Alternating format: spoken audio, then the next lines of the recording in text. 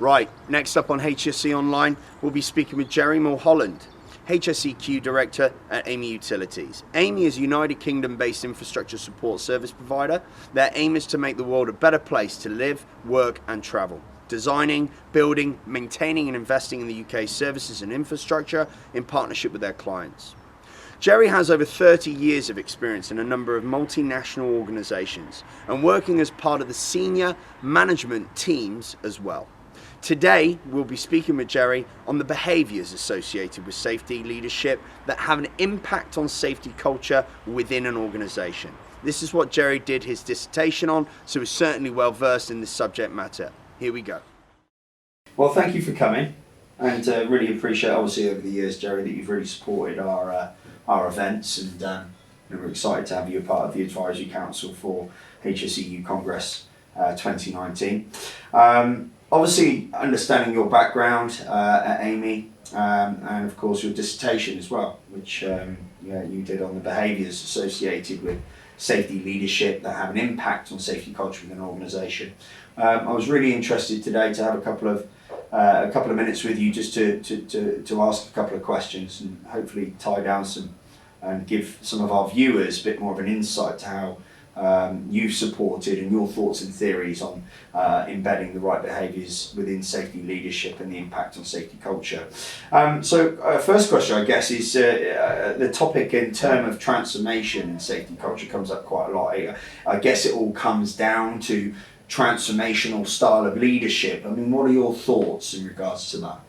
So from some of the work that I was looking at, Jones produced a paper that talked about transformational leadership needing to inspire, influence, engage and challenge. Okay. And when you look at some of the great leaders, not only in the safety field but wider field as well, those are the type of things that people will be doing. Sure. And I guess with transformation as a subject, if you look at safety leadership itself, there's a lot of controversy around whether it's a top-down approach. I mean, what do you think? Do you think safety is a top-down approach, or is it embedding it from grassroots up? I mean, how do you feel safety leadership should be implemented? So there is a need for a top-down approach to begin with, but any true safety culture has what they call distributed or shared leadership, right, where people are actually empowered to do what they need to do, and they get the support of the leadership that sits above them. But in order to get things moving, to get the buy-in, as it were, the leader of the organisation has to make sure that things are going to happen. So that tends to be a top-down approach. Sure.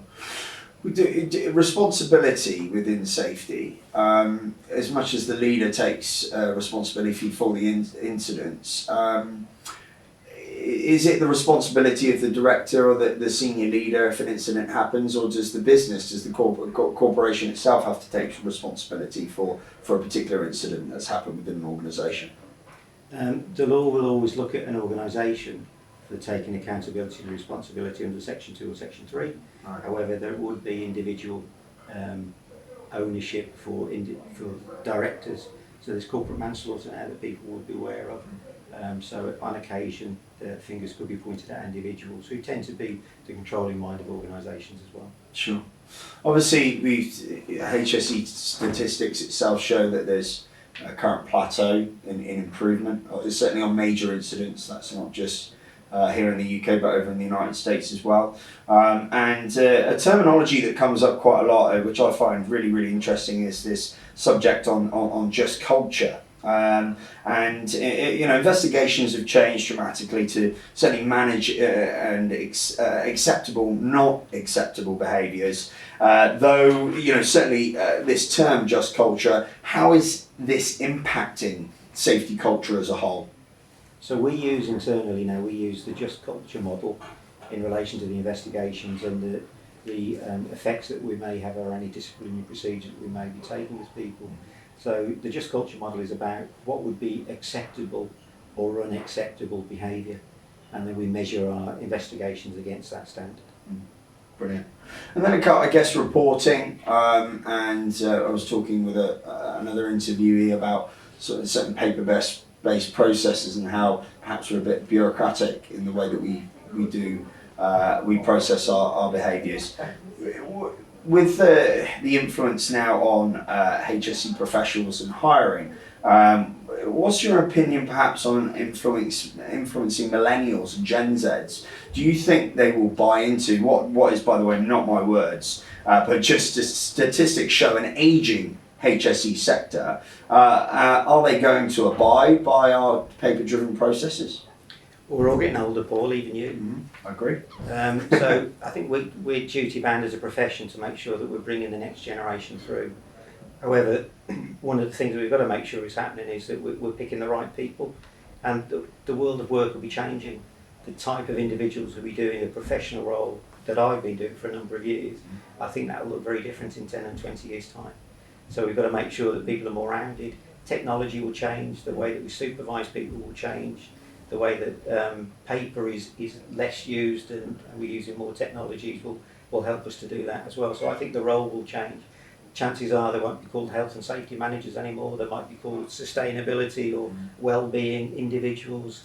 Who knows what the future might bring for some of the more forward-looking organisations. Absolutely. And I guess for the benefit of the viewers, and for myself as well, can you define what just culture really means? It's probably around what the behaviours would be that are acceptable or unacceptable within an organisation's constraints. Right, perfect. Well, Gerry, thank you ever so much. I mean, that's covered a lot of the topics that we'd like to discuss with you today. I thank you ever so much again for all your support, and we look forward to welcoming you again to our events in the future. Thank you very much. Thank you, Gerry.